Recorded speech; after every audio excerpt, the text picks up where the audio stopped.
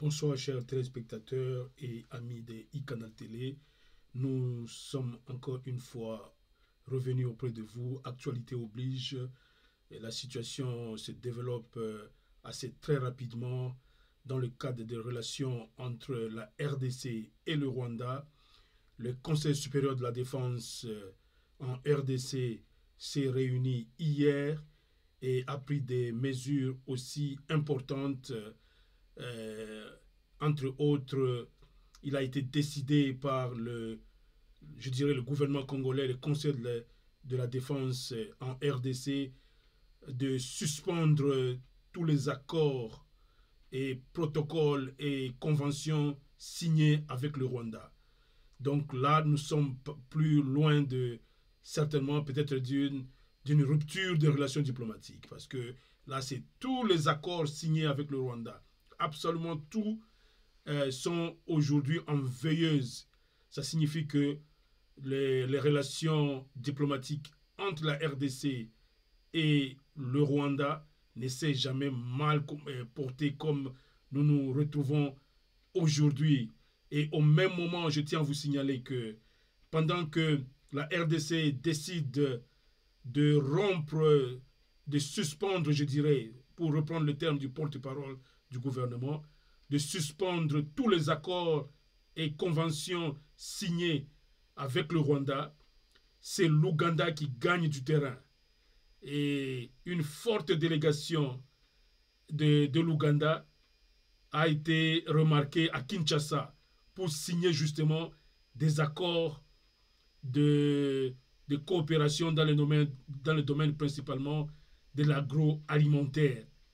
Donc vous voyez donc là que l'Ouganda est en train de sauter sur l'opportunité pour faire des affaires avec la RDC, pendant que Kagame et son Rwanda se décident d'entrer dans la logique de guerre. Et voilà, pour aller un peu plus loin, je voudrais que vous puissiez d'abord suivre le porte-parole du gouvernement avant que je n'entre dans l'analyse. Suivez le porte-parole du gouvernement.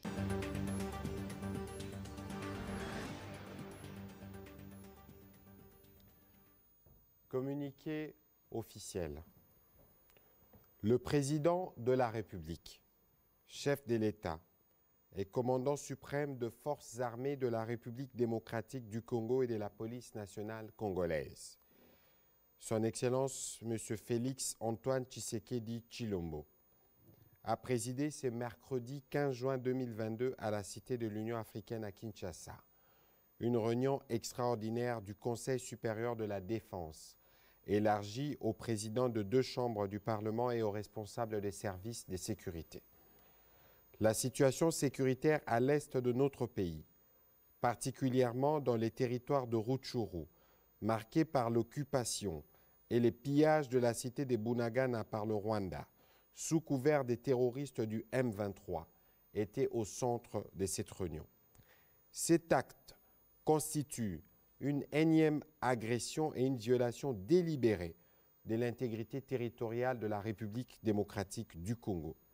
Cette attitude belliqueuse du Rwanda procède d'une stratégie annoncée et programmée de troubler une nouvelle fois la paix et perturber la quiétude de nos paisibles et innocentes populations. La République démocratique du Congo est déterminée à défendre chaque centimètre carré de son territoire. Tirant les conséquences de cette situation et consécutivement à la réunion du 27 mai 2022, le Conseil supérieur de la défense a pris des mesures suivantes. 1. L'exigence faite au Rwanda de procéder au retrait immédiat de ses troupes sous couvert du groupe terroriste M23 du sol congolais. 2. La demande formulée au gouvernement de la République démocratique du Congo de suspendre tous les protocoles d'accord, accords et conventions conclus avec le Rwanda. Par ailleurs, le Conseil supérieur de la défense salue les efforts de paix et de médiation engagés par le président João Lourenço de la République d'Angola dans le cadre de la conférence internationale sur la région de Grand Lac CIRGL et le président Uhuru Kenyatta de la République du Kenya dans le cadre de la Communauté de l'Afrique de l'Est. Le Conseil supérieur de la défense a également salué la forte mobilisation patriotique de la population congolaise pour le soutien indéfectible à nos forces de défense et de sécurité. Il a en outre chargé les vice-premiers ministres, ministres de l'Intérieur, Sécurité, Décentralisation et Affaires coutumières et le commissaire général de la police nationale congolaise à prendre toutes les dispositions requises pour éviter la stigmatisation, la chasse à l'homme et tout autre acte de nature à troubler l'ordre public, l'unité et la cohésion nationale durant cette période. Le Conseil supérieur de la défense a réaffirmé la volonté de la République démocratique du Congo de poursuivre le processus de paix de Nairobi en cours pour la pacification de l'Est du pays et de toute la sous-région. Le Conseil supérieur de la défense a demandé au gouvernement d'assurer une prise en charge immédiate de la population congolaise en détresse, victime de ces actes de barbarie et des terrorismes qui ne resteront pas impunis. Enfin, le Conseil supérieur de la défense a encouragé le gouvernement de mettre davantage des moyens nécessaires à la disposition des forces de défense et de sécurité pour assurer la défense et l'intégrité du territoire national. Fait à Kinshasa le 15 juin 2022. Je vous remercie. Voilà, c'était le porte-parole du gouvernement congolais qui donnait ainsi le contenu de ce qu'a décidé le Conseil supérieur de la défense au sujet du Rwanda, suspendant ainsi tous les accords, protocoles, conventions signés avec ce pays. Et comme nous pouvons donc noter que la tension continue de monter d'un cran, les deux pays, en tout cas la situation entre les deux pays peut exploser à tout moment. Et d'ailleurs, ça n'étonne plus personne parce que pratiquement les deux pays se sont déjà fait des déclarations de guerre. Après la première réunion, l'une des premières réunions du Conseil de la Défense, où le gouvernement, le Conseil de la Défense avait déclaré le M23 comme mouvement rebelle et avait décidé de pourchasser ce mouvement jusqu'à ses petits souliers, donc au Rwanda. Et la réponse ne s'est pas fait attendre au niveau du Rwanda. Kagame aussi a pris parole et a aussi déclaré que il est d'accord avec la guerre et il parlait devant ses militaires aussi, d'accord avec la guerre, mais cette guerre ne se fera pas au Rwanda, elle se fera en RDC. Donc là, c'est ce climat disons de guerre qui est en train de planer entre les deux pays ne semble pas beaucoup arranger les choses parce que telle que la situation se présente, on continue, selon même nos sources, on continue à observer chaque jour au niveau congolais de renforcement au niveau de nos unités et puis surtout au niveau il y a des unités même spéciales qui sont désormais libérées de l'autre côté pour ces opérations de l'Est. Ça signifie que, selon nos sources en tout cas, au niveau de la RDC, tout est en place pour répondre, comme on dirait, pour la riposte. En tout cas, au niveau du gouvernement congolais, tout est en place. On nous signale que même des drones seraient en place pour la surveillance.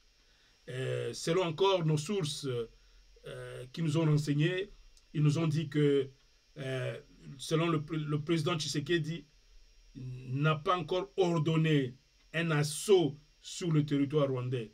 Jusque-là, les consignes ne sont données que pour protéger les territoires congolais. C'est pourquoi déjà cet après-midi, nous avons appris que nos forces militaires, les FARDC, ont pratiquement délogé les forces de M23 qui avaient pris Bunagana, qui est une cité congolaise. Donc, c'est pour dire que notre gouvernement est décidé à mettre de l'ordre dans cette partie de la République. Donc, cela ne peut être que pour le bonheur de Congolaises et Congolais, et surtout ceux de l'Est qui ont beaucoup souffert et qui n'attendaient que ce moment pour qu'ils puissent commencer à respirer un peu. Aujourd'hui, l'Est du pays prend vraiment l'attention du gouvernement et que j'imagine que les jours qui vont suivre, d'autres décisions risquent de venir. Parce que j'imagine que suspendre maintenant, là j'entre un peu pour décortiquer cette dernière décision de notre gouvernement. Cela veut dire suspendre les accords et les conventions entre deux pays. Cela frise pratiquement la rupture des relations diplomatiques. Ça signifie donc qu'entre nous et le Rwanda, la RDC et le Rwanda, au moment où nous parlons, nous n'avons plus d'accords bilatéraux. Nous n'avons aucun accord qui nous lie. Si nous avions des accords de commerce, des accords diplomatiques, il n'y a plus d'accords, il n'y a plus de protocoles qui seraient en train de régir nos deux pays, même des conventions. Des conventions, même s'il y avait des conventions de paix ou de toutes sortes de conventions. Donc, ce qui signifie que nous sommes entrés dans une phase critique de nos relations. Plus rien ne nous arrête, plus rien ne peut arrêter notre gouvernement. Donc, comme pour répondre à Kagame, que ce que tu as dit à tes militaires, que tu es prêt à venir faire la guerre au Congo, nous t'attendons.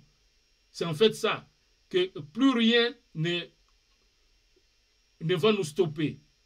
Plus rien ne stoppe la RDC pour faire la guerre maintenant. Parce que nous n'avons plus d'accord. Vous savez, quand vous êtes avec un pays voisin comme le Rwanda, vous vivez sur base des accords. Ouais, tel n'attaque pas, vous n'attaquez pas, moi je ne vous attaque pas, vivons en paix, nous sommes des pays amis. Et tous ces accords-là sont en veilleuse maintenant, suspendus. Et c'est le Congo qui prend l'initiative. Je voudrais vous faire remarquer que c'est le Congo qui, depuis que les hostilités ont commencé ici, c'est le Congo, la RDC qui prend désormais les initiatives. La fameuse déclaration de guerre de la première réunion du Conseil supérieur de la défense, c'était encore la RDC qui a déclaré de suspendre Rwandair sur les airs congolais et de qualifier le M23, le mouvement rwandais, comme un mouvement rebelle.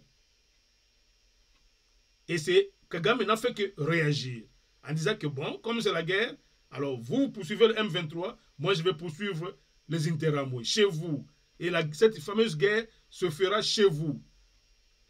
Tous les Congolais ont entendu cela, ils se sont dit, bon, je crois que Kagame s'est apprêté. Mais depuis là, c'est que nous, les observateurs avertis, nous notons que c'est toujours la RDC qui désormais prend le dessus maintenant. Notez cela. C'est le gouvernement congolais qui prend le devant. Pourquoi? Parce que, et même dans le compte rendu de la réunion du Conseil supérieur de la défense, le porte-parole a dû remercier ceux qui sont en train de jouer les bons offices. Il a remercié Uhuru Kenyatta du Kenya, il a remercié Lorenzo de l'Angola, pour dire que la RDC se sent à l'aise. La RDC est en conformité avec le processus de Nairobi et en conformité avec la mission de bons offices du président Lorenzo. Donc le reste, ça ne lui concerne pas. Mais les décisions prises aujourd'hui, ce sont des décisions légitimes pour un gouvernement légitime. Donc, pour le reste, le Rwanda peut gesticuler, mais la RDC reste égale à elle-même. Donc, c'est cela que ça signifie la RDC donc attend que ce processus de Nairobi aille jusqu'au bout et que le président Lourenço déclare qu'enfin il a réussi sa mission ou pas, mais au moins la RDC se sent satisfaite de dire que nous coopérons avec Lourenço et nous coopérons aussi avec Uhuru Kenyatta dans le cadre du processus de Nairobi. Donc, la diplomatie du président Fachi donc est en train de payer. Et donc, nous notons donc aussi que pendant que la diplomatie est en place, le gouvernement congolais, par le Conseil supérieur de la défense, ne s'interdit pas de faire son travail, de continuer à pointer le Rwanda et de continuer à l'exclure devant sa face, je dirais, que pendant que nous sommes en train d'attendre ce processus et que le Rwanda serait en train de nous promettre une attaque imminente, une attaque que d'ailleurs la RDC attend, continue à attendre. Et si Kagame a cru s'exprimer par le M23, par la prise de Bunagana, le gouvernement congolais, encore une fois, s'est montré intraitable et a pourchassé les rebelles de M23. Et aujourd'hui, on nous signale que la cité de Bunagana est libérée, est occupée maintenant par les hommes de FARDC. Donc, quoi de plus normal que ceci fasse la joie des Congolais? Parce que ce qui se passe maintenant, hein, l'assaut, plutôt le sursaut du nationalisme ou le sursaut d'orgueil que la RDC semble prendre maintenant vis-à-vis du Rwanda, nous ne l'avons pas vécu depuis Mouzé, Laurent Désiré Kabila. Avec Mouzé, oui, nous avons vécu l'assaut où le gouvernement central s'est engagé à faire la guerre contre le RCD, donc avec le Rwanda. Le RCD de l'époque, c'était le fameux M23. Donc, Mouzé il a fait ce sursaut d'orgueil et il a attaqué et il repoussait les forces du Rwanda pour gagner leur pays. Et depuis, on a passé cette période noire, les 20 années pratiquement de Joseph Kabila, où la RDC a été immolée entre les bras de Kagame. Kagame s'est amusé avec ce pays. Kagame s'est amusé avec les minéraux de ce pays. Et donc, c'est quand même quelque chose d'inimaginable, parce que là, tout le monde se disait, mais c'est quoi la RDC? Un colosse comme ça, qui ne sait même pas riposter quand un tout petit pays agit. Maintenant, on se rend compte que le Rwanda ne fait que de la provocation. Maintenant que le gouvernement est prêt pour la guerre, apparemment, Kagame, il ne sait plus quoi faire. Parce que non seulement il ne peut pas attaquer la RDC maintenant, avec ce processus de Nairobi et la mission de bons offices du président Lourenço, les deux ensemble, et nous avons dit que les conseils de sécurité ont les yeux braqués vers ces deux processus-là. Et le conseil de sécurité n'attend que celui qui va aller à l'encontre de ça. Donc Kagame, on l'attend. On l'attend, il a parlé de la guerre, et il a même dit que cette guerre se passerait au Congo. Et maintenant, le gouvernement congolais se dit, le territoire congolais ne sera pas un champ de bataille. C'est cela que ça signifie. Et pour démontrer encore à Kagame, comme une façon d'inviter Kagame, il dit, mais on t'attend. Tu as fait une déclaration de guerre, viens. Le territoire congolais est là, pour qu'on se batte alors. L'homme se rebiffe. L'homme se rebiffe parce qu'il sait que le gouvernement congolais est prêt à en découdre avec lui. Prêt à en découdre. Et pire encore, quand Kagame a promis à la RDC que je viendrai faire la guerre au Rwanda, on attend. Il va amener les M23 que lui dit qui seraient des Congolais, faire la guerre, faire une rébellion donc au Congo. Mais nous, le gouvernement a été très malin pour dire non. Le M23, pour nous, c'est un mouvement terroriste. À chaque fois qu'on le voit, on le chasse. On ne négocie pas avec lui. On le chasse. Et maintenant, on attend qu'alors que le Rwanda amène ses troupes, des troupes rwandaises au Congo, là, il aura violé l'intégrité territoriale de la RDC. Il aura violé beaucoup d'accords internationaux, la Charte des Nations Unies. Donc, moi, je crois que ça va sonner le glas de Kagame. Je crois que Kagame s'est finalement rendu compte qu'il a commis beaucoup d'erreurs stratégiques, comme nous disons aujourd'hui notre source à Kinshasa. Dit Kagame a commis beaucoup d'erreurs stratégiques qu'il ne sait plus récupérer. Il s'est fié au silence du gouvernement congolais, croyant que le gouvernement congolais faisait un silence de peur, alors que c'était plutôt la diplomatie. Même les pères africains de Kagame et de Tshisekedi, aujourd'hui sont tous unanimes pour voir encore une fois la folie de Kagame. Tout le monde est fatigué avec cette guerre de l'Est du Congo. Vous avez vu le président Tshisekedi qui est allé dernièrement à Oyo chez le président Sassou Nguesso. C'était un ras-le-bol. Sassou a dit, mais c'est quoi ça? Pourquoi on ne peut pas laisser les gens en paix? Donc Kagame est déjà isolé. Et c'est là où nous disons que ça c'est le fruit d'une diplomatie. La diplomatie de Fachi a été très agissante et elle est en train de porter des fruits, alors des fruits réels. Nous allons assister sans plus ni moins à l'isolation complète de Kagame, déjà dans la sous-région, au niveau des East African Community. Kagame et le Rwanda seront isolés.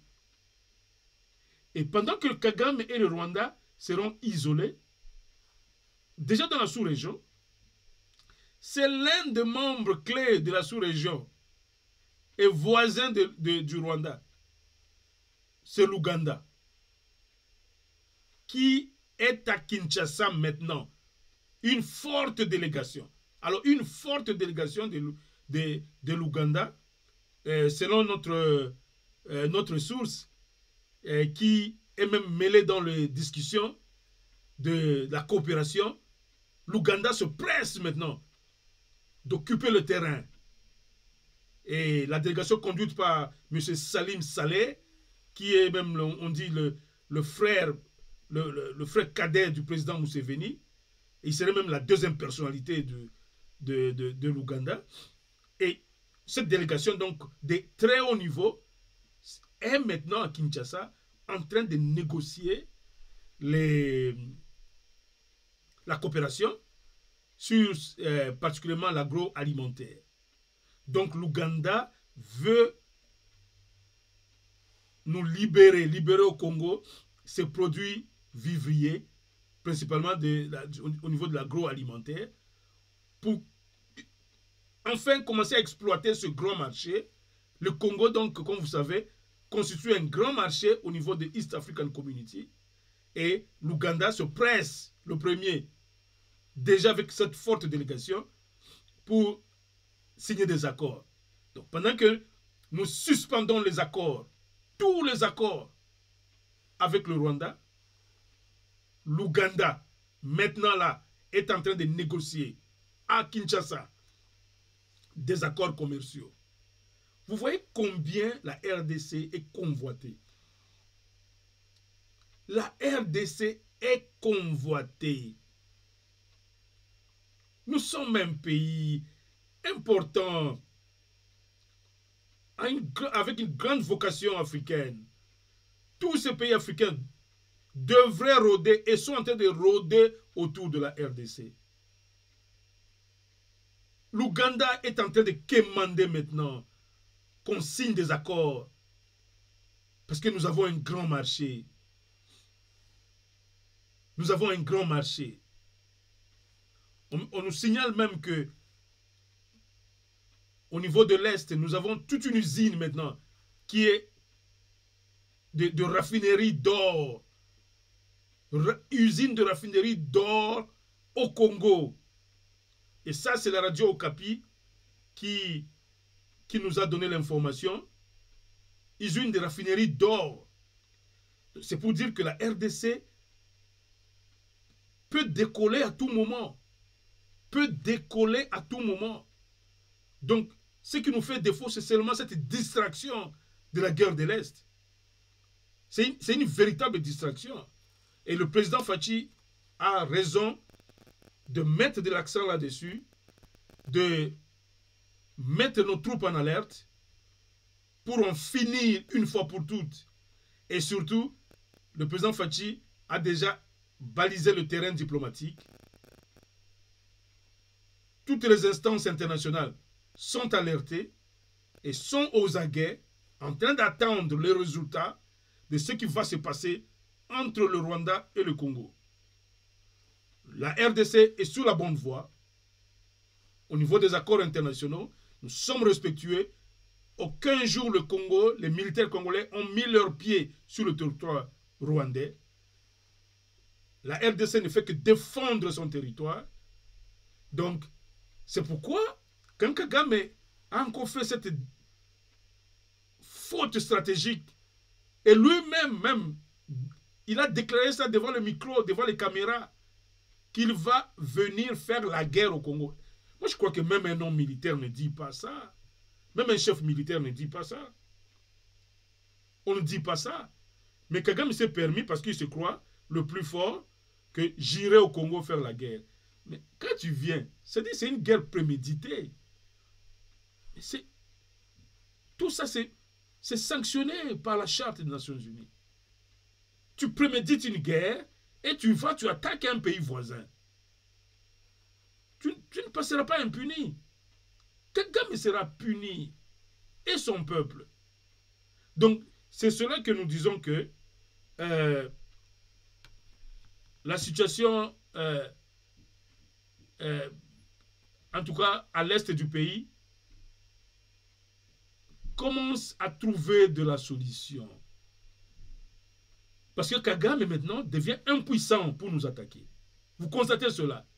Donc, il s'était beaucoup amusé à voir la RDC se comporter en faiblard lors de la présidence de Joseph Kabila, où il avait tout le monde dans les sérails du pouvoir, où il pouvait même obtenir des plans de guerre avant la guerre, ou même pendant la guerre, on pouvait lui céder toutes nos armes, même faire piéger nos militaires pour être tués. Et pendant la même guerre, non seulement il tue nos militaires, il a le plan de guerre en avance, mais il a accès à nos puits de minerais. Alors il pompait systématiquement. Il pompait tout systématiquement. Voilà aujourd'hui un pays comme le Rwanda qui ne vit que des mamelles de la RDC.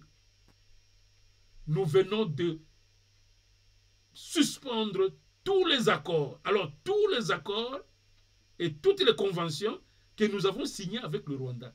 Donc, entre nous, le Rwanda, il y a un vide plein. Un vide plein. Quel courage politique. C'est pour dire que le président Fachi est sérieux dans ce qu'il fait. Très sérieux.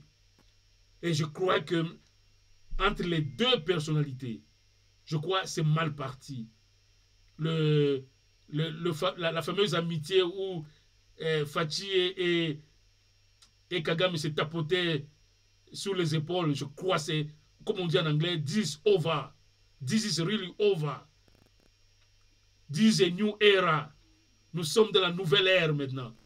L'ère où la RDC va rugir. La RDC est en train de venir en force.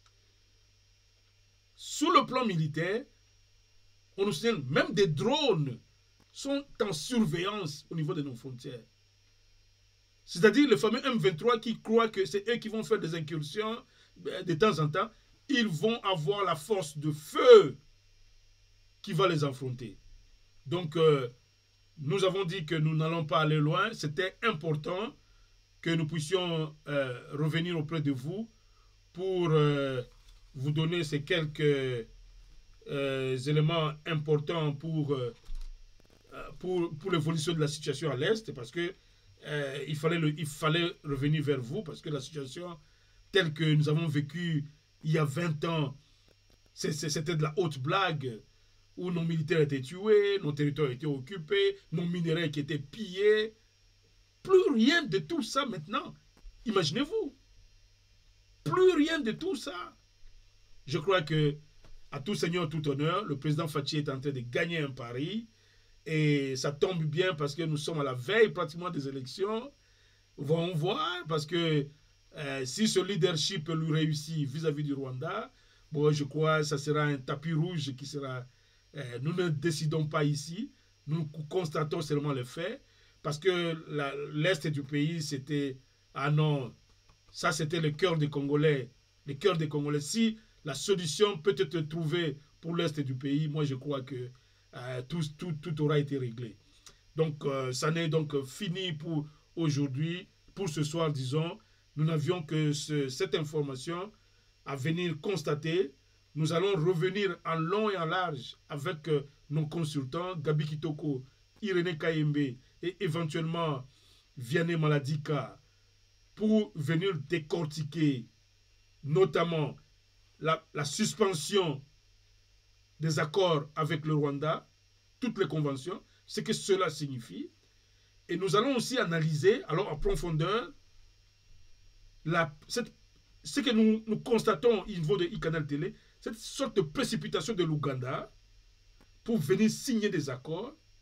Bon, je crois que c'est à juste titre parce que nous sommes membres de East African Community et tous les pays d'Afrique, de East African Community, peuvent aujourd'hui signer des accords avec la RDC pour utiliser le marché congolais. Nous sommes maintenant dans le grand marché de East African Community. Mais au moins, au niveau stratégique, nous allons essayer d'étudier si cet Ouganda qui a fait du mal à la RDC il y a juste peu, est-ce que réellement nous pouvons faire confiance à Museveni et à l'Ouganda de réellement devenir de vrais amis du Congo? Ça, c'est encore des points d'interrogation, mais au moins, je vous confirme qu'une très forte délégation de l'Ouganda est à Kinshasa maintenant pour signer des accords commerciaux. Ça nous paraît un peu étrange. Pendant qu'on se débarrasse du Rwanda, c'est l'Ouganda qui vient occuper seul le terrain. Nous allons parler avec nos experts et nous allons donc faire un grand plein feu de la politique nationale.